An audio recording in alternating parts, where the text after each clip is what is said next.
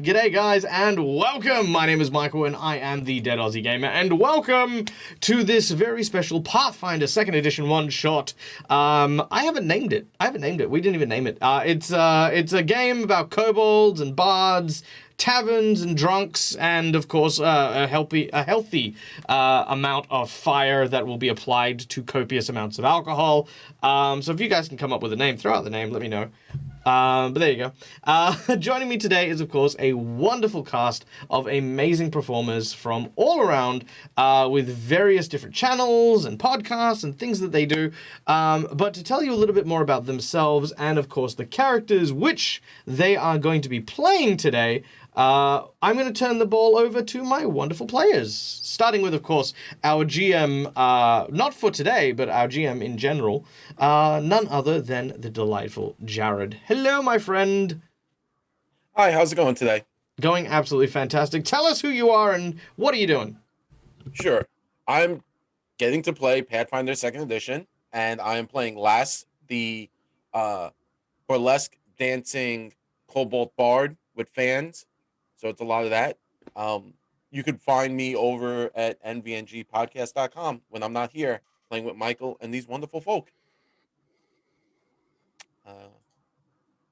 Hi, I'm Dawn, and I'm playing Hick, the flute-playing sorcerer. And when I'm not playing here, you can find me over at Roll for Initiative with my partner, Ryan. He's right up there. And I am Ryan. I'm the other half of Roll for Initiative, and today I'm playing Cobb, who is a kobold that likes special effects and a little bit more of the backstage stuff because he's shy because of his speech impediment.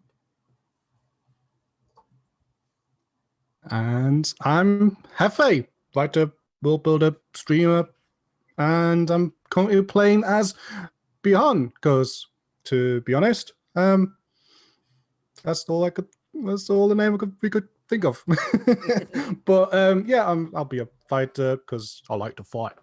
And yeah, that's about it. Fantastic. All right, and of course, my name is Michael. I'm the Dead Aussie Gamer, and of course, I will be the GM for this particular adventure.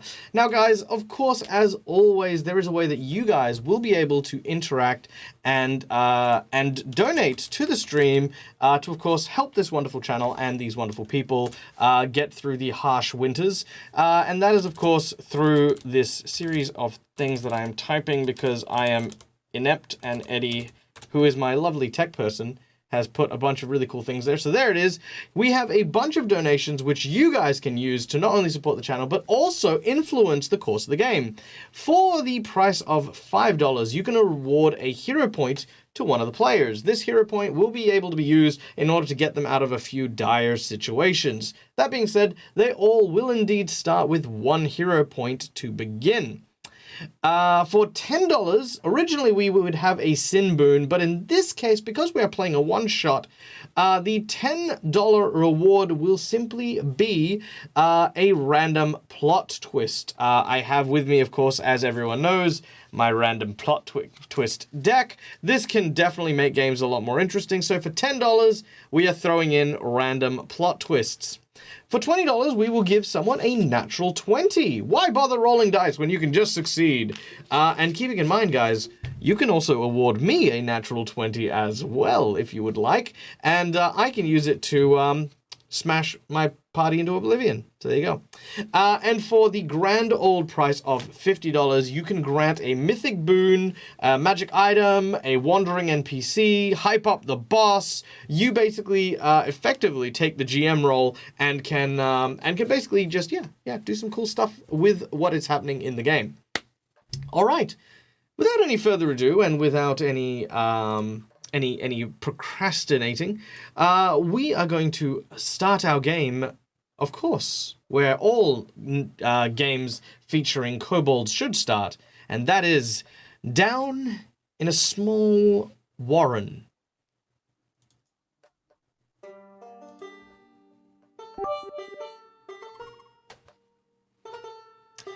All right. Deep below the surface, Galarian lasts a quiet through summer, and a group of 4 kobolds, currently very, very cold, rugged up, and hungry, lie beneath the soft and loamy soils. These 4 kobolds are none other than Lass, Hick, Cobb, and Behon. Now these 4 kobolds are not just any kobolds, but they are a group of the finest performers in the southern reaches of Avestan.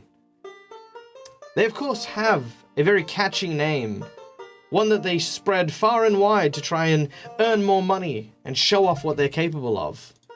And that name is what, ladies and gentlemen? It's first in, first serve.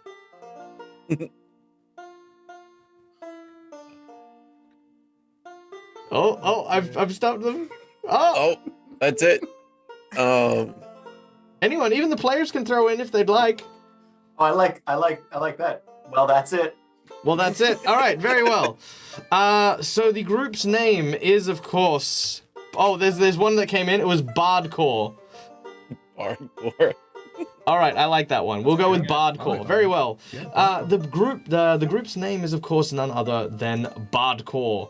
And we start, of course, in the Warren as Cobb walks over to the entranceway, a portal with a wooden door, as he waits eagerly for the postman to arrive. Cobb, would you describe your character and what you are doing as you wait? Yeah, Cobb is a little short, even for a kobold, and white scales. He sort of adjusts his glasses. He looks at his wrist. He doesn't know why he does that. It seems like the thing to do, and sort of tapping his the end of his tail impatiently against the ground as he opens the door every once in a while, closes it. Opens it. The third time you open it, and when you close the door, behind you stands a small little scrappy creation, a tiny little machine man who seems to hold what looks to be a cup of cabbage tea.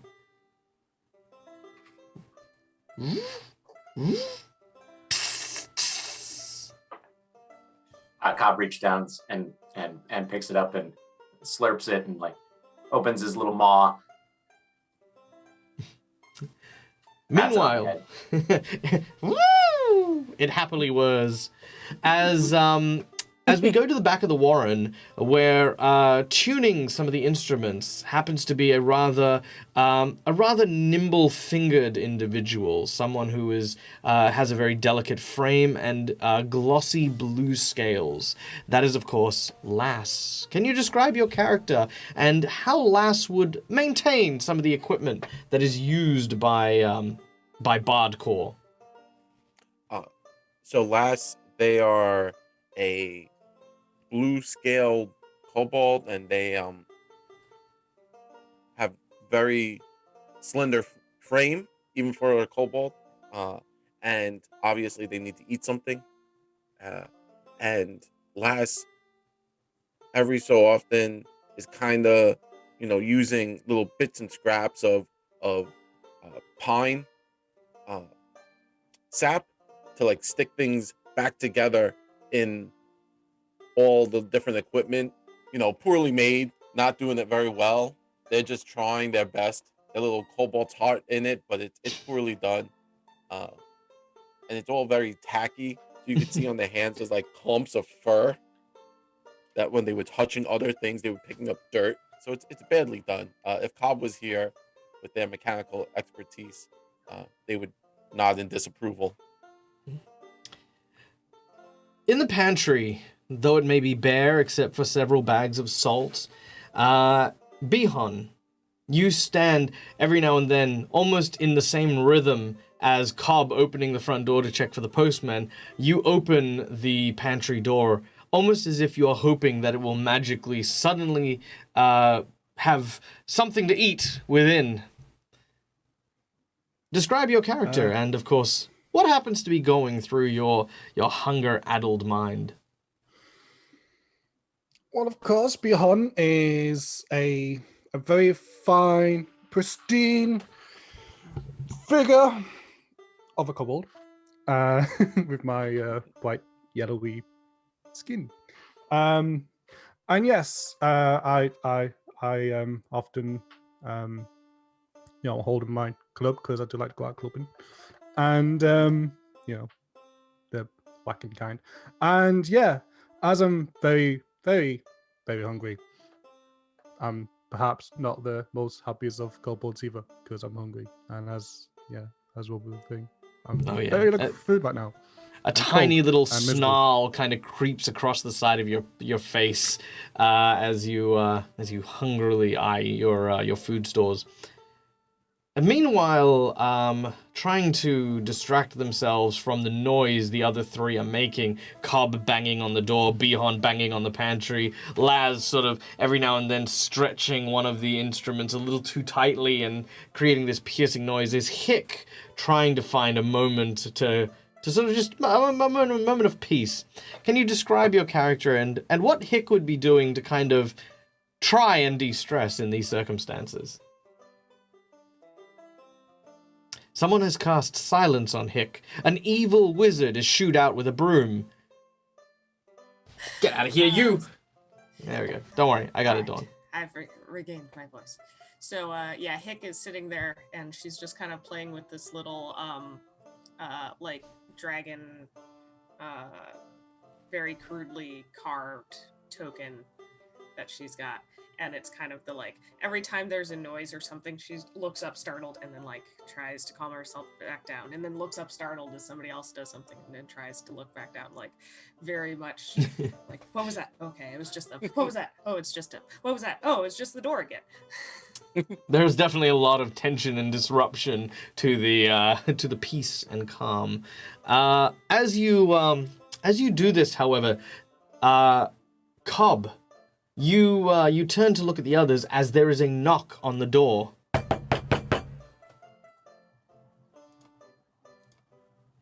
You suddenly open the door. Standing in front of it is what appears to be a halfling. He turns to you, and he seems to be wearing the robes of the local post office with the heraldry of the nearby town. He looks at you and he says, "Well, g'day, Mr. Cobb. Oh, you're a bit quiet today, mister. Cat got your tongue?" Oh, yes, of course. Let me get that for you. You quite all right? You seem a little quiet. Oh, wait, hang on. Wait, is that Wizard? Oh, damn it, Wizard! Stop casting silence on random civilians. And he shoos away. I can't hear Ryan. Oh, I hadn't been talking. Oh, you hadn't? Oh, okay. Jeez. I was like, my imagination. Must have been a mosquito. All right. Panto. Panto. He hands you what appears to be 6 envelopes, each of which are addressed to Bard Core.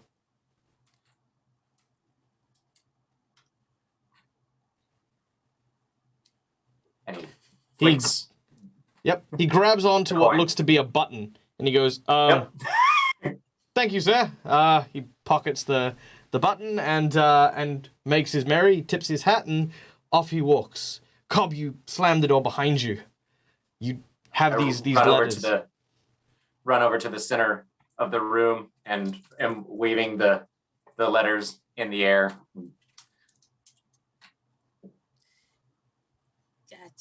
Yeah. What? Cobb has something. It seems, my friends, that the postman has done his duty and brought us these letters that we've been so patiently waiting for. I will now distribute them. And he hands them out to everybody. These are all letters for Bardcore, each of which seem to have a heft to them. You think, maybe, finally, after all of your searching, you have found someone who's willing to give Bardcore a chance to perform on stage. Each of these went to the taverns and inns all around the local lands. You open the first one with a rip, and with bated breath, you draw the first parchment. Dear Madam or Sir, unfortunately, at this time, we are not seeking performance in our fine establishment. We do hope that you will indeed come and visit us, and we hope that you will enjoy this buy one, get one free ale token as a sign of our appreciation. We look forward to your patronage. The Laughing Centaur. Well, at least it wasn't a no. You open the second letter with another rip, and you draw out another note. This one is a lot smaller than the other. It simply says, no.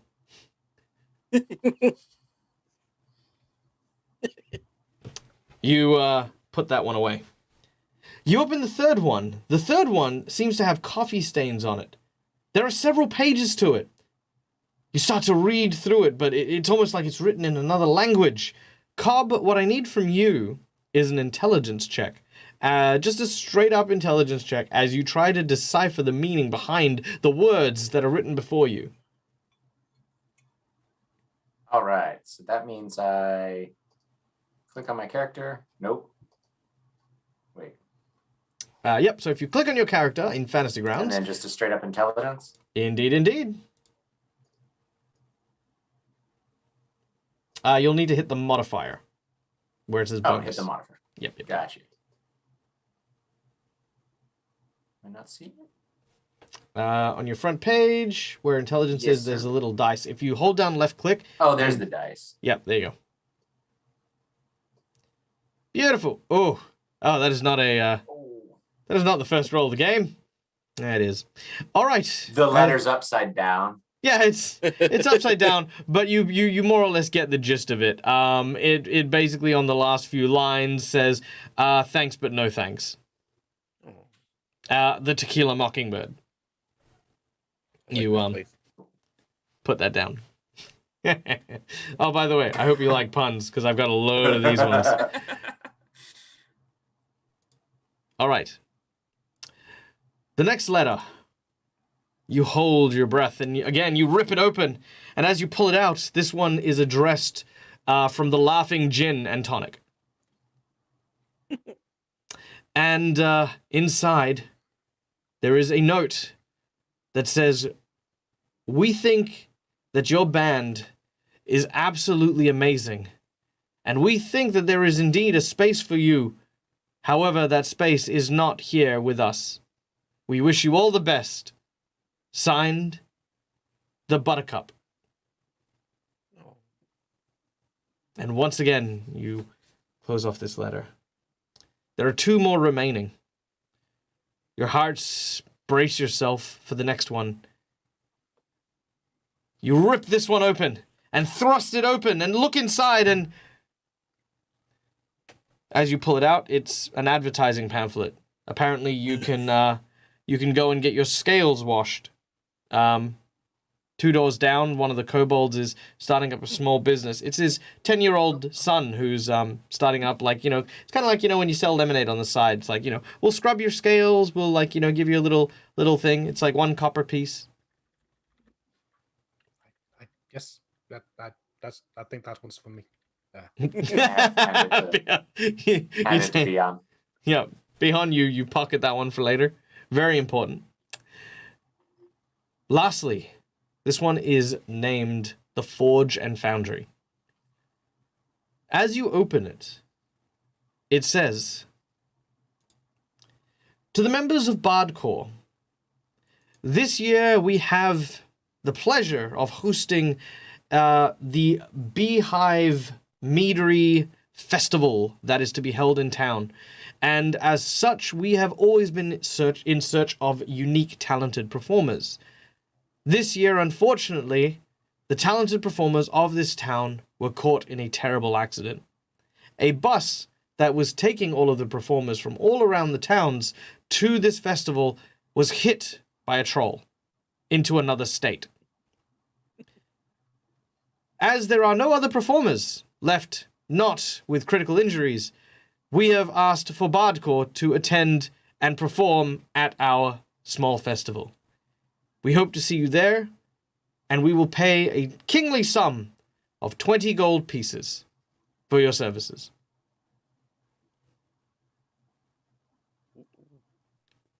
Which, for those of you who play Pathfinder, is actually quite a lot of money because gold is more important in this system. Cobb is kind of looking at it and turns it over and Make sure there's no like back PS sideways.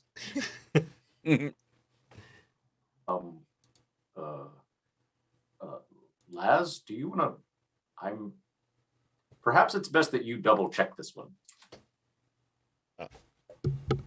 So Lass will take the letter from Cobb's hand and then turn it over, read it a little bit.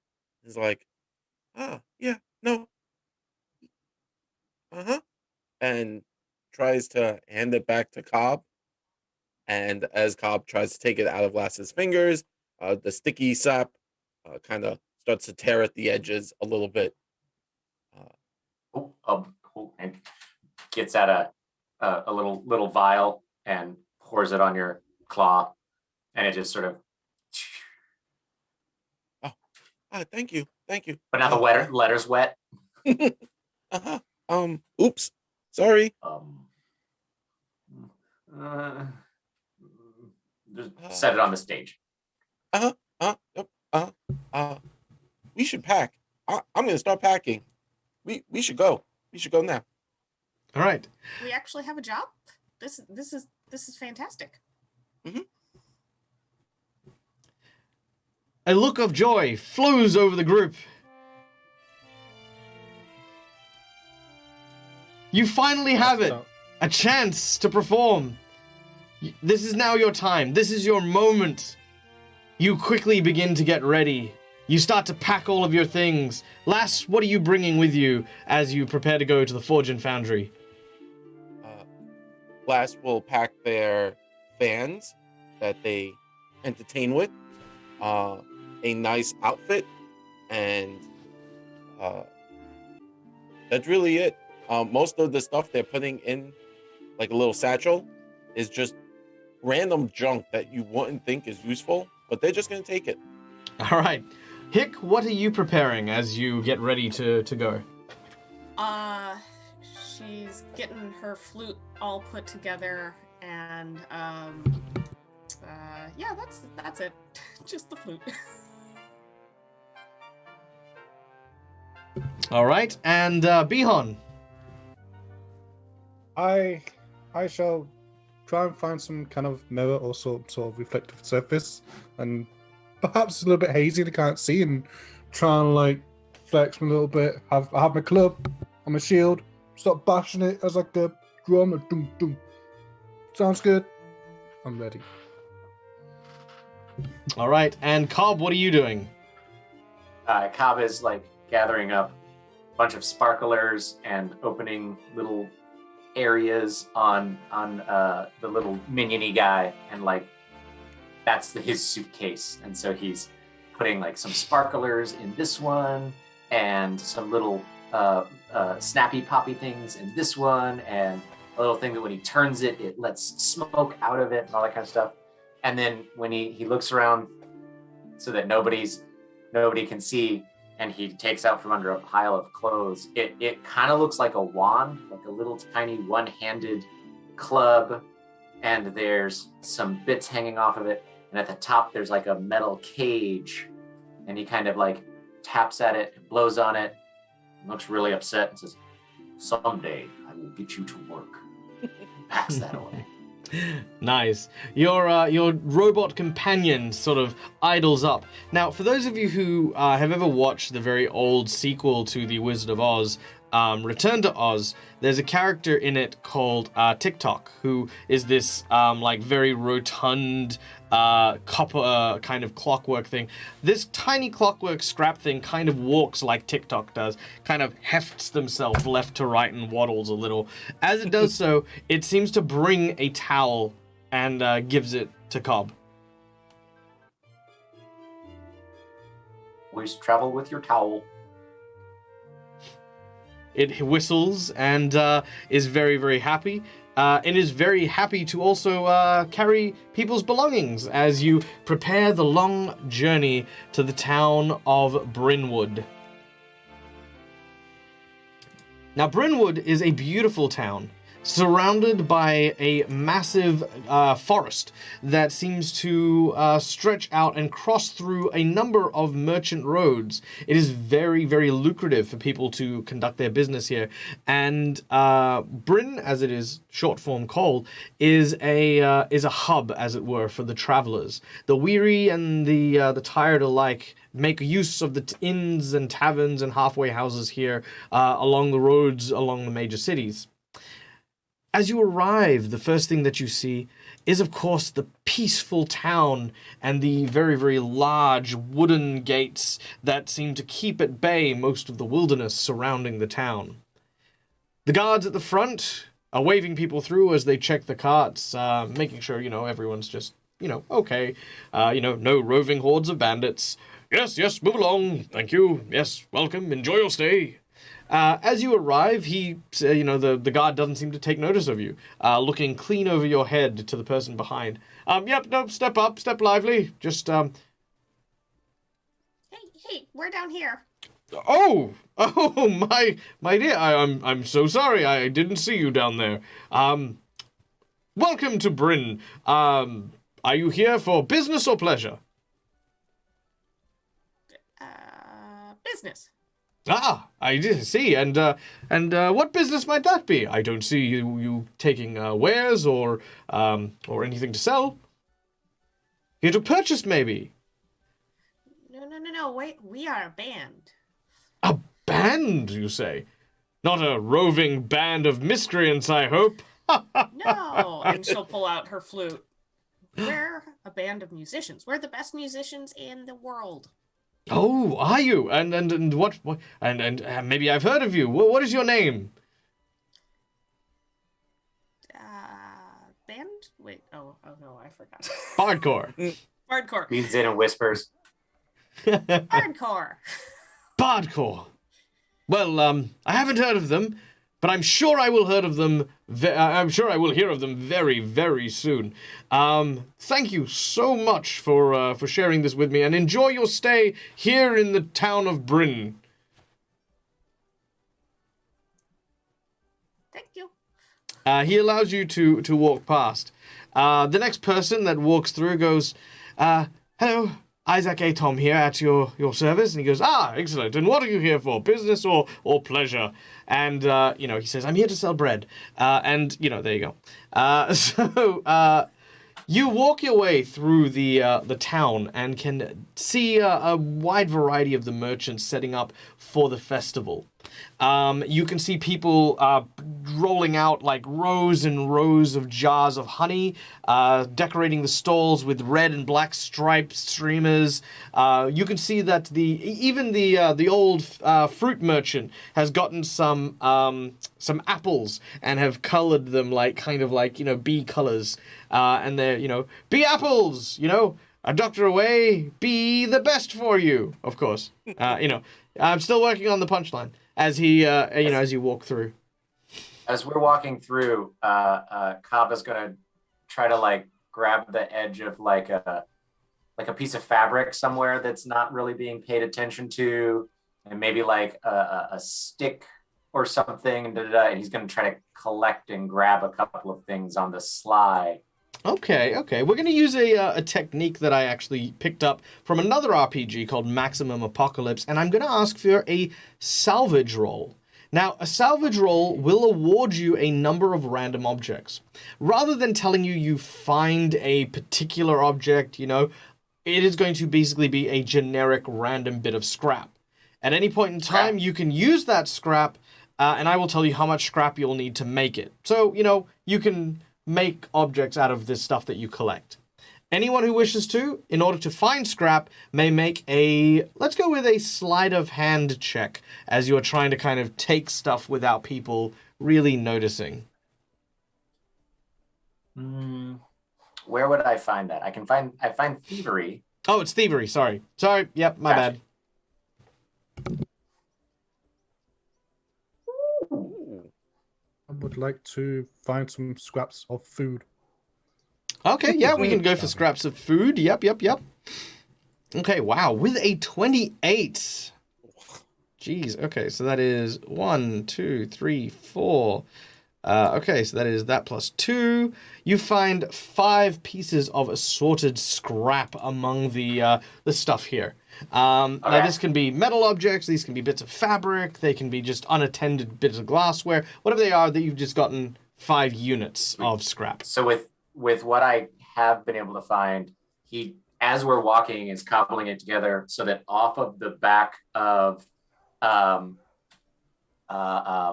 call him Clink.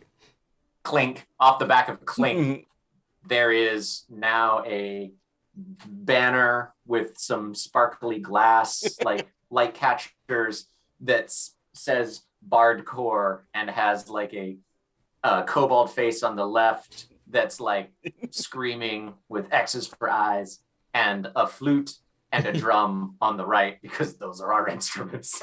Nice, very nice. You but it's about the height of a human, so it's like people can see us. Yeah, you've kind of gotten us an assortment of different things, like, you know, like the nose of the kobold is made of like banana skins that are kind of like next to each other, and you've got like the bit of fabric with like what looks to be painted on bits of like grease taken from like an oil lamp. It looks pretty good for something cobbled together. Bihan, you pass by one nearby cart, and you grab what looks to be a small sausage that seems to be sizzling on a pot. But as you grab what I need is what do I need here? I will have you make a reflex save as you grab this sausage, and you hear this audible as the hot oil meets scale. All right, you quickly throw it into the air, and as you do, you catch it in the other hand, and then you start throwing it around, and eventually it cools down enough that you can hold it. I eats it. It squirts out all that meat juice that just rolls over your tongue. You haven't eaten fresh meat in the better part of 2 weeks, maybe. Most of it's been like vegetables and insects. It's glorious. There is definitely something magical happening in your mouth right now. Oh yeah. As you travel through the town, Hick and Lass, is there anything that you would like to do while the others are pilfering things from the various people here?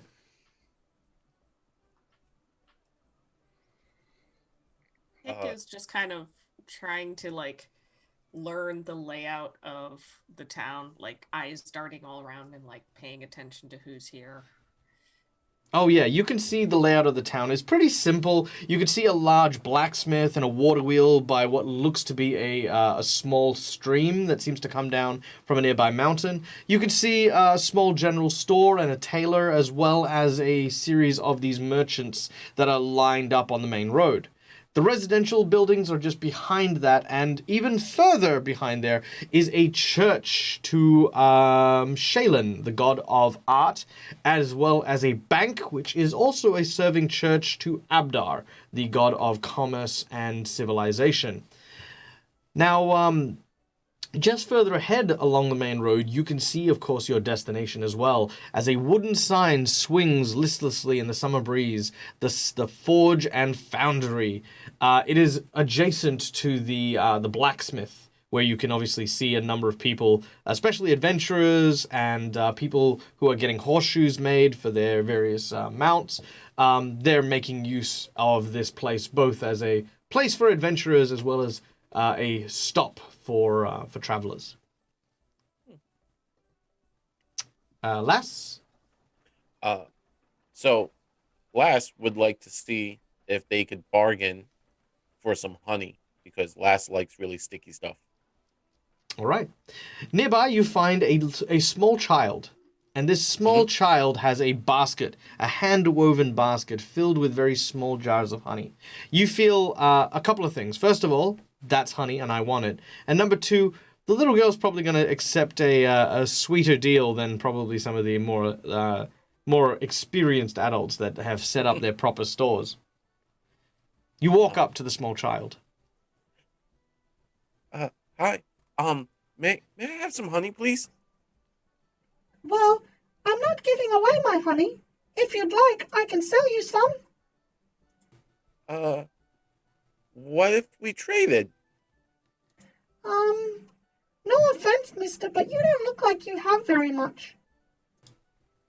I don't, but what if I give you something very special to Lass? Lass would give you a wonderful dance, and it will make you feel happy. I'm already pretty happy. And, a dance won't buy me medicine.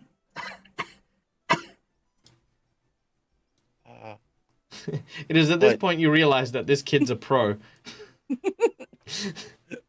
Lass feels like they've been scammed. This little child. You see, this child is definitely giving you some scam vibes. Yeah. Okay. What if Lass gets the honey now and pays you later? How's that sound? Well, my little brother is currently hungry, and Mum hasn't eaten in a while, so he doesn't have much milk. I don't know how much later will be relevant.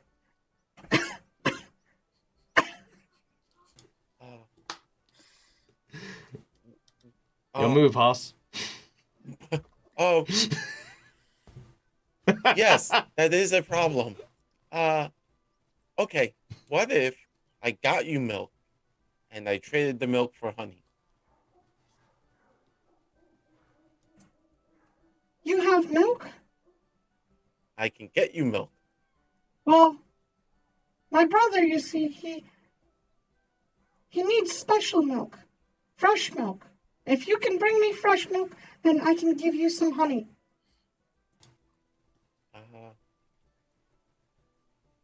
And I'm gonna look over to the rest to see if I could see like Hick or Cobb. Yeah, you can see them. They're not too far away. As you're doing this, of course, Cobb is, putting the final touches on his masterpiece that Clink is hoisting onto his back. You could see that Bihan is just lovely, enjoying this huge thick bratwurst sausage. Just and of course, Hick is counting steps between different locations. At this point in time, you're fairly confident that Hick could walk through this town blind, just from the memory of where everything happens to be. But you do also see something else of note. What do I see? You see a cow. Oh, a cow. So I'm going to scamper up to the cow and see if I can get some milk. All right.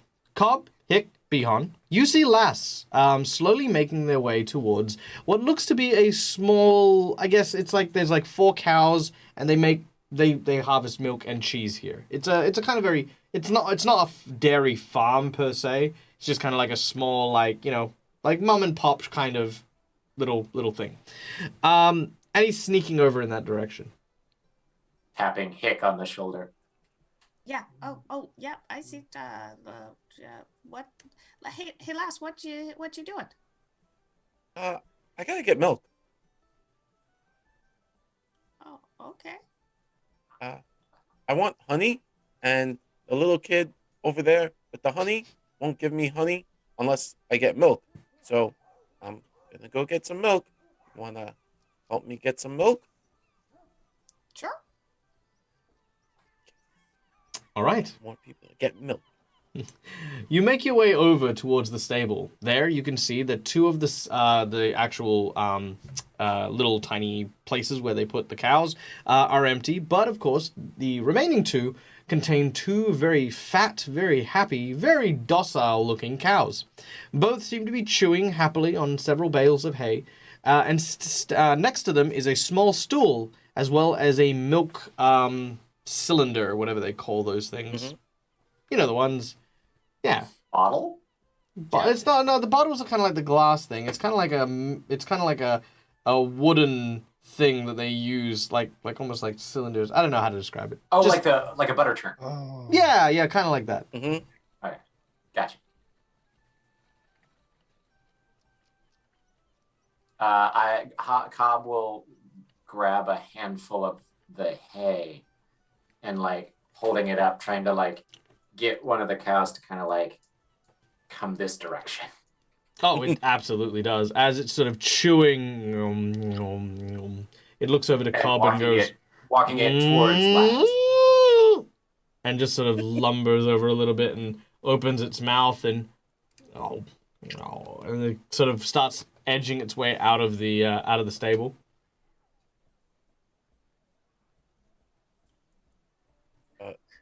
You now have a cow. Point, I'm gonna try and milk the cow. Is that feasible? Yeah. We're gonna go with animal handling for that one. Nice. As Lass lines himself up, he needs to make a survival check to milk a cow. Wish I took skills in survival. I wish I had like the Who Wants to Be a Millionaire, like the dramatic like dun, dun, dun, dun, dun, dun, dun, dun, dun, dun, like that kind of like intense music. Mm-hmm. Like the lights just come onto us. Yeah, that's it. All right. So with your survival check of 11, you grab onto the others and you start to squeeze. You're a little bit rough and your scales don't feel great for the cow, but with Cobb feeding it and the others watching, giving moral support, you manage to milk the cow for a lovely, warm, sloshing cylinder of fresh milk. So I look at Cobb and Hick and Beyond, and I'm like, I got the milk. I'm gonna go get honey. Maybe I could trade half the milk for honey and the other half for something else. Do we need anything else? Food? Food, yeah. Food? I'm hungry. So I'm gonna scamper back over and Alright. With this milk bottle that is probably the size of you, you kind of hobble over to the little girl who sees you and is kind of shocked and goes, Wow, mister, you got the milk really quickly. So I give you milk and you give me honey. Yeah, here. she gives you a jar of honey. So I take the honey, Mhm. and then I start to like kind of pour the milk out into her hands. She looks a little shocked. She says, No, I need all of it for my brother, like the container. Honey's said you harder. needed- Honey's harder to get than milk. Have you ever tried to milk a bee? They're very tiny udders, and so it takes a lot more work to get a jar of honey that much. I'm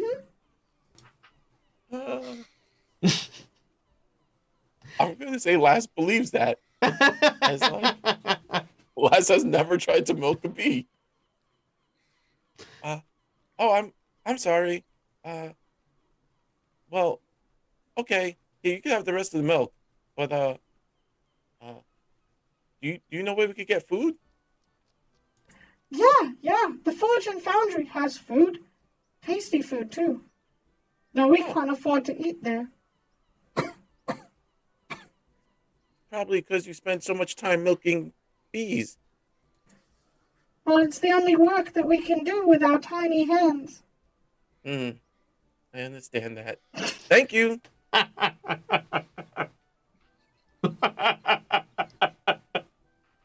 Jesus Christ. All right.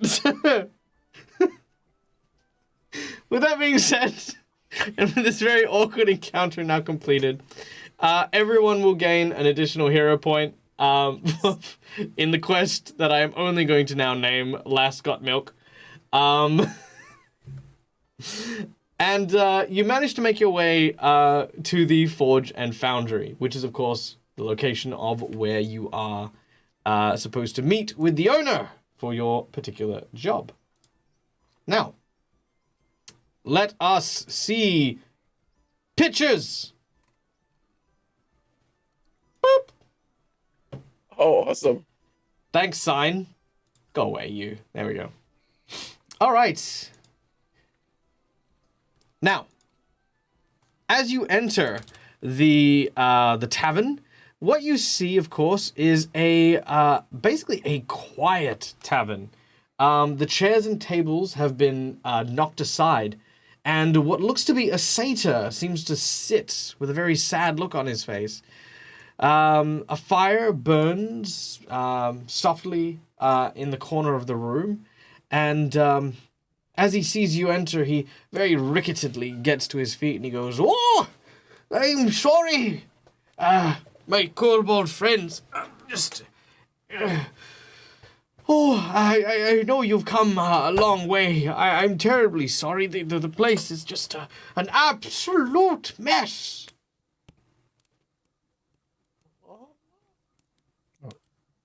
I mean, we can play in a mess.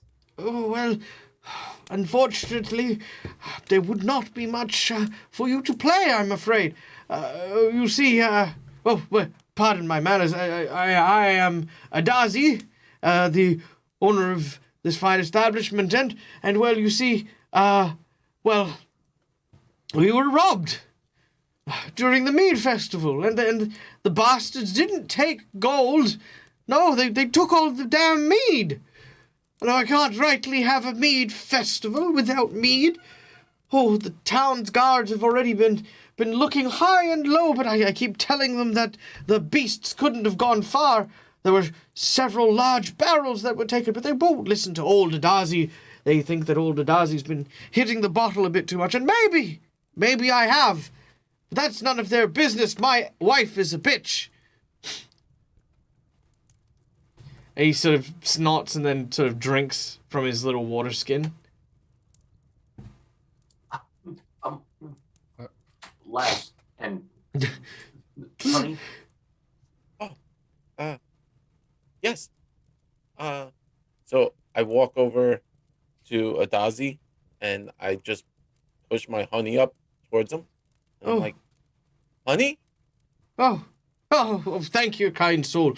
Oh, you're just he dips his fingers into the honey and just puts some just into his mouth straight away, just flow, and then gives you back the jar. He doesn't double dip.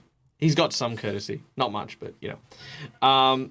He says, "That was sweet of you, but I mean, unfortunately, it means that." Well, I'm afraid I won't be able to pay you without the money from the festival.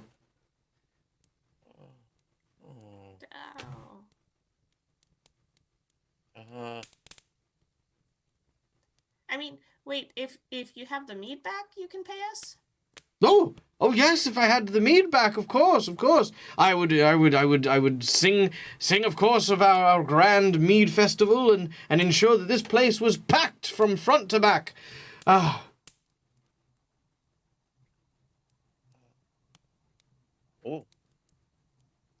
You watch as he takes out what looks to be a cigar and has a big smoke. He's just really stressed out, and you know, as he takes a big smoggy inhale and then exhale, which just fills this room. All right.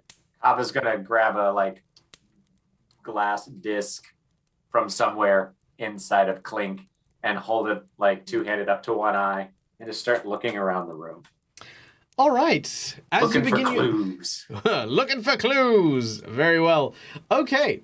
Now, as you are searching for clues, what I need from you guys is anyone who wishes to may make a, let's see, let's go with a perception check or a thievery check, if you would like.